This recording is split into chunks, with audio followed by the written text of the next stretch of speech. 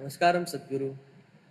My question is, as you have said for many times, Shiva has explored Little. all the dimensions. Shiva has explored all the dimensions of life. Everything he has explored. In this age, when the energy is at its peak, how can we explore every aspect of the life without being untouched and getting attached to all the compulsive activities? We say, I don't want to drink, but somewhere we are afraid that we will be addicted to it. My question is, how can we explore every aspect of life without being untouched? See, nobody says, I want to drink. Some people drink, some people don't. Some people who drink may drink for the pleasure of it. Some people who drink may drink because they want to drown something within themselves. Some people drink because everybody is drinking. It's an evolutionary it's an evolutionary issue, you know. When we were monkeys, if one did this, everybody did this. And some people don't drink because they think it's morally wrong. Some people don't drink because they're afraid their parents and society, what they will say. Some people don't drink because they found something better within themselves. They found something far better than a drink, so it never arose in their mind that they have to drink because they're doing wonderfully by themselves. They don't need any chemical help from outside. So these are different ways. If you want to explore life, because you can only explore life, you cannot explore art, you cannot explore spirituality, you cannot explore something. You can only explore life, yes? Well, you may look at it from a certain perspective. Somebody may look at it in an artistic way, in an aesthetic way, in a musical way, in a spiritual way, but essentially we're exploring life. Even if you are looking at inanimate things, you're only exploring life because nothing happens outside of you. Everything that happens only within you, isn't it? Do you see me right now, even if you're not hearing? Even if you're not listening, are you able to see me? Can you use your one hand and point out where I am? You got it wrong. This light is falling upon me, reflecting, going through your lenses, inverted image in the retina, you know the whole thing?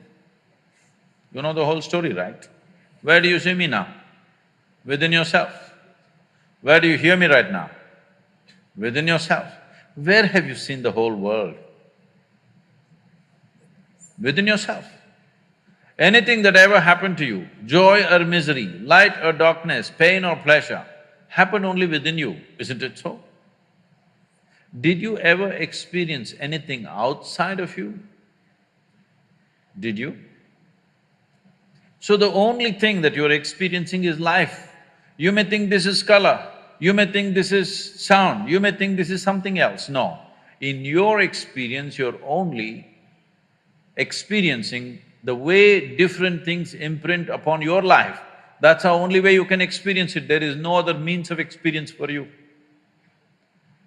So essentially, you're only exploring life because nothing else you have access to, yes?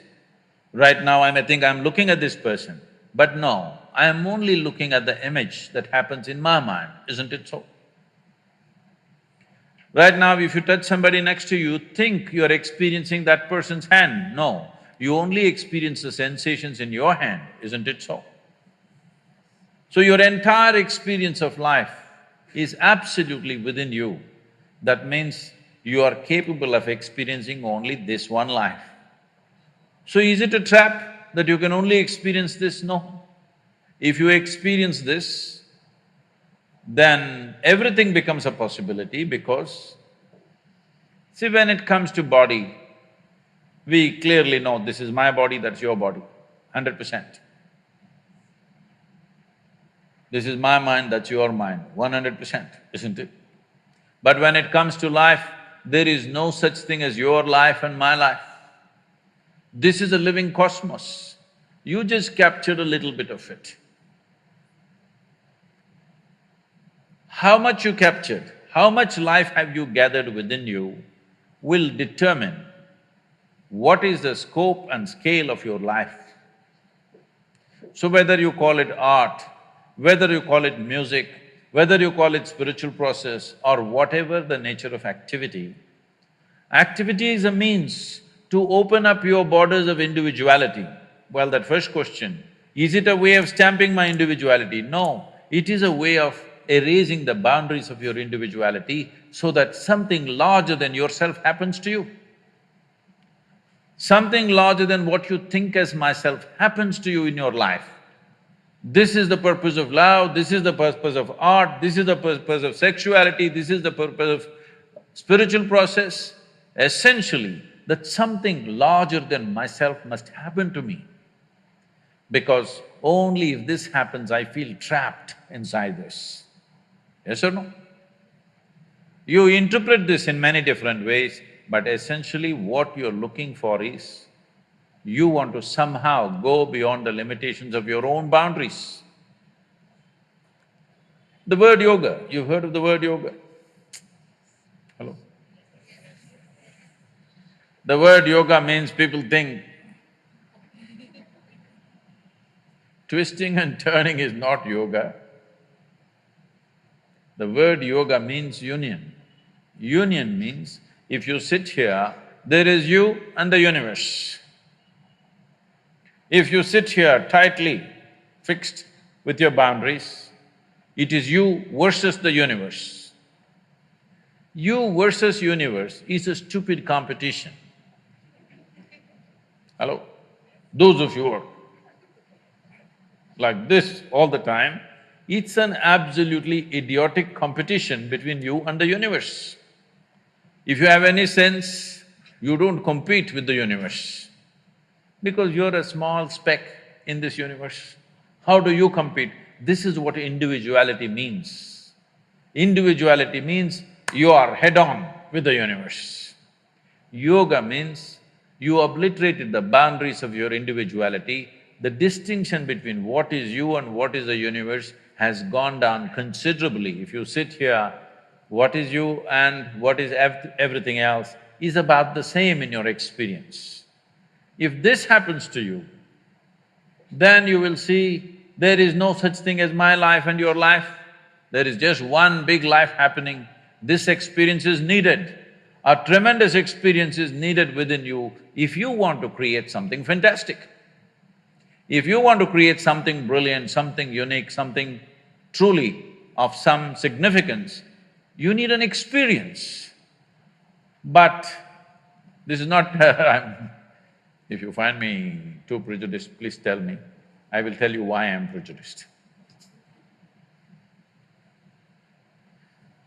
The influence of European art on the rest of the world is disproportionately large. There is no joy in the art. The more miserable it is, the more profound it is supposed to be. It should look grotesque and… Because this became a European trait that in their own thought, they thought their thought is so supreme, they went to the point of saying, I think so, I exist. I want to ask you a simple question. Is it because you think you exist or because you exist you may think? Which way is it, please? Huh?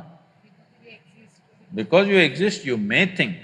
Because most people are in such a state of mental diarrhea, they think thought is a continuous process. No, life is an ongoing process. Thought should happen consciously, isn't it? Now I'm here, I exist. Now my hand moves when I want. Suppose this hand all the time it's jumping around like this, you will think I have an ailment. And definitely you can't be an artist with a jumping hand. Right now, this is the state of most minds. They're always jumping all over the place. And they think it's normal. It's not normal. But Sadhguru, everybody is like this only. Well, that's how it is in asylum.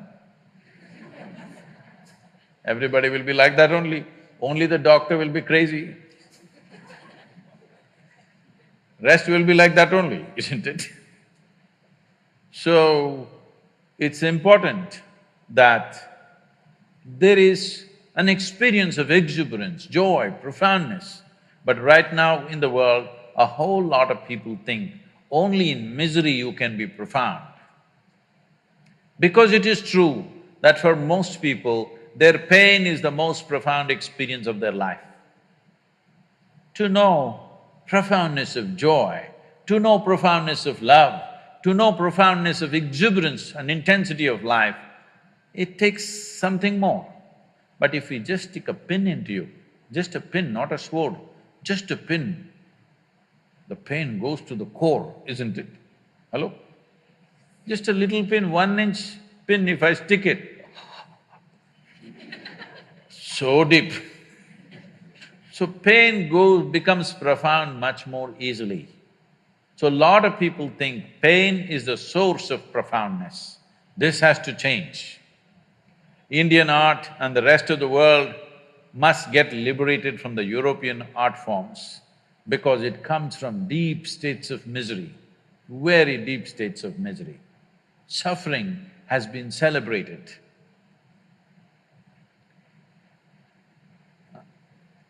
There is nothing celebratory about suffering. Maybe you can celebrate somebody else's suffering. There's nothing celebratory about your own suffering, isn't it? Please. So how Shiva… You still with him only? how Shiva explored his life, the different dimensions, I wanted to ask that also. That's what I said just now without mentioning his name, but what you're referring to as Shiva means that which is not. That means he is not. He is not means what? He is in a state of abandon.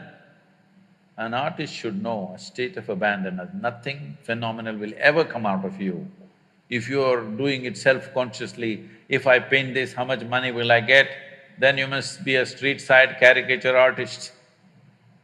If you want to produce something fantastic, what you consider as myself should go, at least for moments. If not continuously, at least for moments it must go. Shiva means that's what it means. He's not. He's simply not. He's in a state of exuberance. When he's still, he's not. Otherwise, when he gets into movement, he gets into the most intense dance form, so then also he is not. He doesn't know the in-between. He's on this peak or on this peak. He doesn't rest in between. So, that's why exuberance and abandon is more important than control.